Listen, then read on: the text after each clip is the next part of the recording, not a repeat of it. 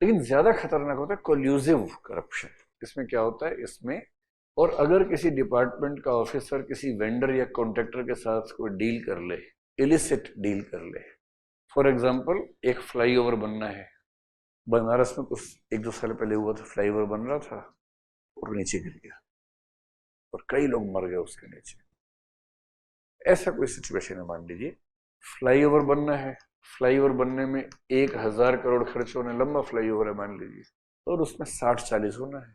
जितने बिल्डर्स हैं सबको पहले से पता है कि पास होगा ही नहीं उसके बिना, और इसलिए 1000 करोड़ का जो खर्चा होना है उसके लिए जो बिड आएगी वो मिनिमम 1500 CR की आएगी, उससे नीचे आ ही नहीं सकती। एकदम ट्रांसपेरेंट सिस्टम है, ई टेंडरिंग है, सब कुछ है। But everyone who will be filling up the tender does know that he has to give 40% maybe or 30% whatever to the authorities. Otherwise क्या होगा? आपने 1000 का बना के दे दिया, मजबूरी में पास करना पड़ गया। अब वो सरकार इतने अड़ंगे लगाएगी, इतने इंस्पेक्शंस होंगे, आप काम ही नहीं कर पाएंगे। तो अगली बार आप कहेंगे भैया 1500 डाल देते हैं, 40 आप रखो, 60 हमें दो, थोड़ा हम रेत लगा देंगे, कोई दिक्कत नहीं है।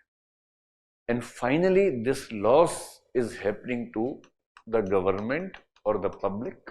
And sometimes, when collusive corruption goes above a certain level, the quality is also compromised a lot. और तब किस दिन फ्लाईओवर गिरता है, डेथ होती है, 100 लोग मर गए, 50 लोग मर गए। रेलवे एक्सीडेंट हो गया, रेल की पटरी में लोहा था, उसके अंदर मोम डाल दी थी लोहे में, पिचक गई पटरी, मर गए 1000 लोग। Now you cannot find out one single person who did this, but the system creates some situations when the government officials and vendors do walk hand in hand, and all the loss is to be incurred by the government or the public money or the people directly in situation of the death etc. बात समझ में आ गई? Collusive क्या है और coercive क्या है? चलिए।